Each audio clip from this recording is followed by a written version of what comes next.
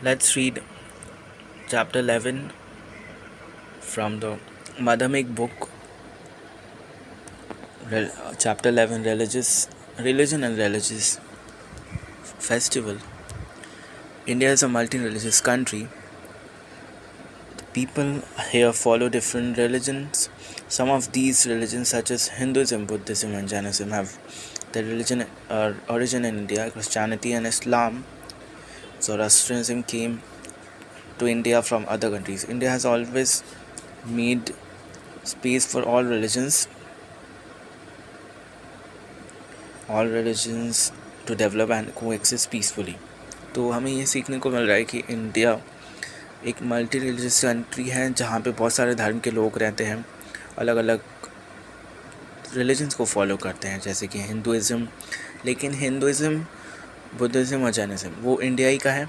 लेकिन कुछ और भी रिलीजन है जो अलग अलग कंट्री से आए हैं, जैसे कि क्रिश्चियनिटी, इस्लाम और ज़ोरास्ट्रियनिज़म जो अलग देश से आए हैं. लेकिन इंडिया कभी भी अलग रिलीजन को में भेदभाव नहीं किया है.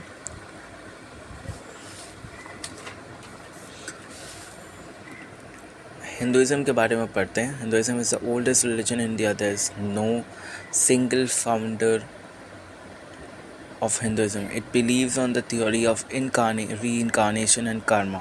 Reincarnation means that the human soul never dies but is born in different bodies according to one's karma. In Hinduism, karma refers to how the beneficial or harmful work done in one's past life affects one's present. Therefore, one must lead a good life in order to have a better existence in the next life. Hinduism एक बहुत India का सबसे पुराना religion है. कोई एक single founder नहीं है उसका, एक बनाने वाला नहीं है. हिंदुज़म बिलीव करता है रीइंकार्नेशन और कर्मा में. रीइंकार्नेशन का मतलब है कोई भी इंसान जो मर जाता है, कोई इंसान मर जाता है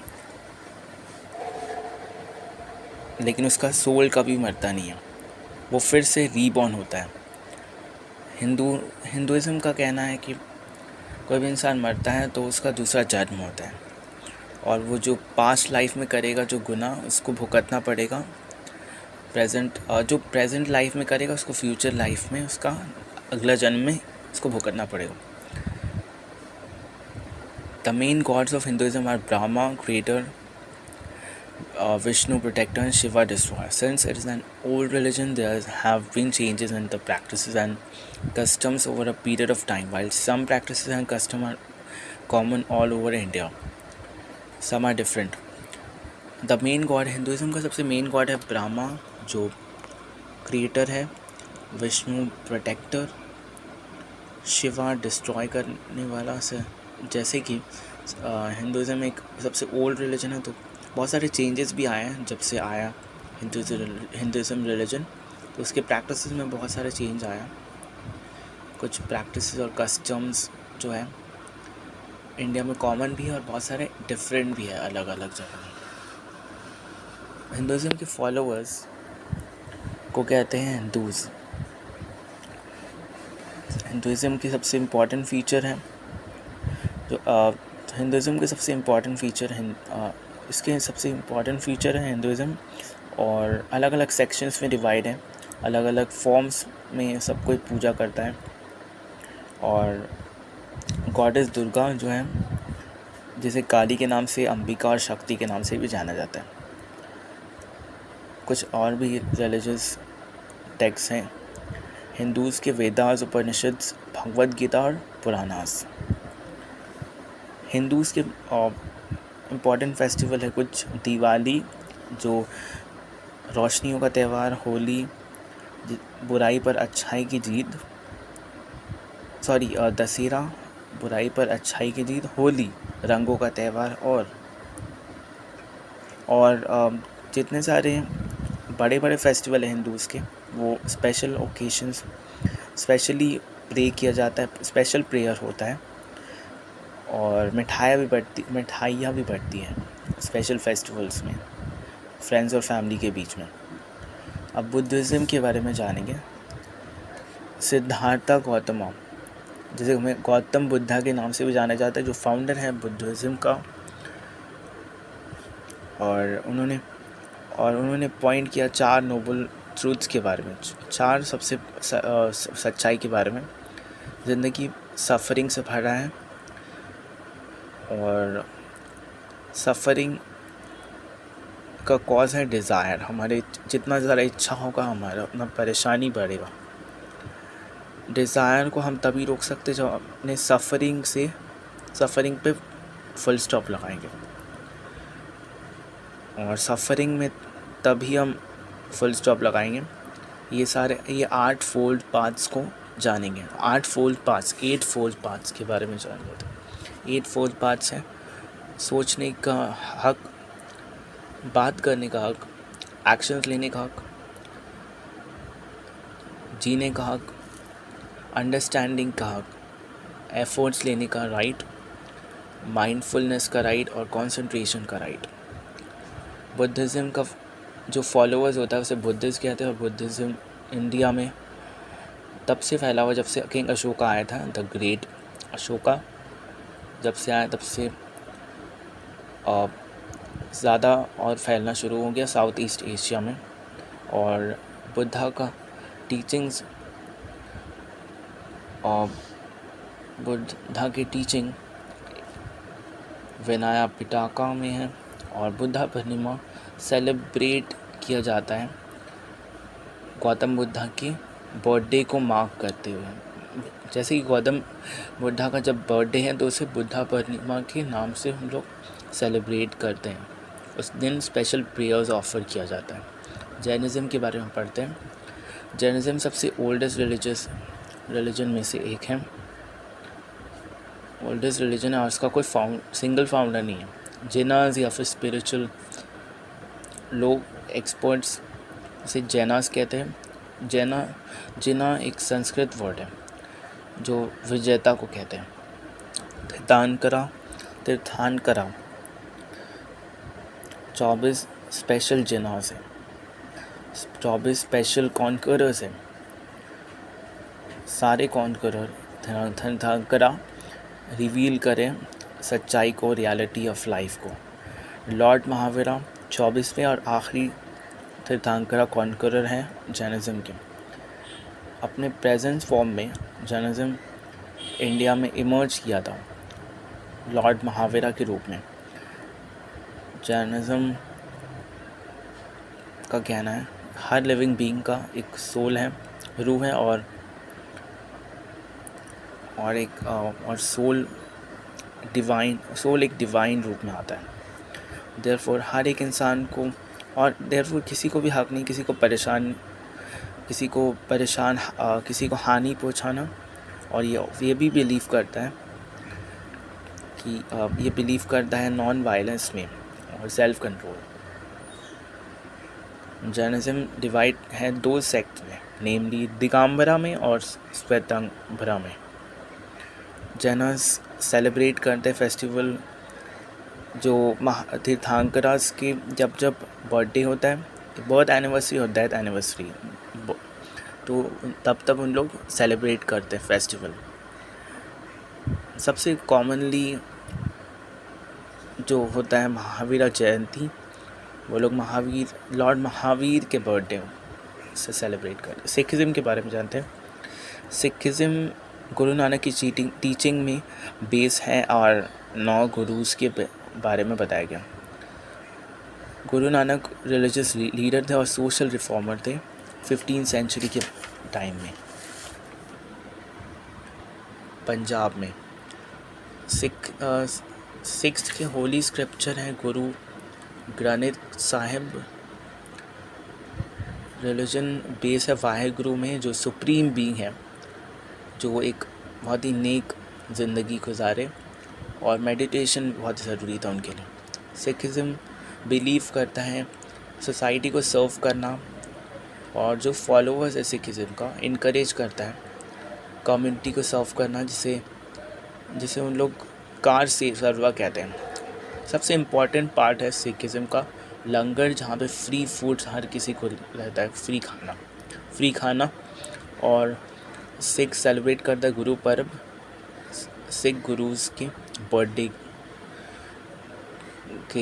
कहकर, और बहुत सारे फूड डिस्ट्रीब्यूट होता है लोगों में। क्रिश्चियनिटी के बारे में पढ़ लेते हैं।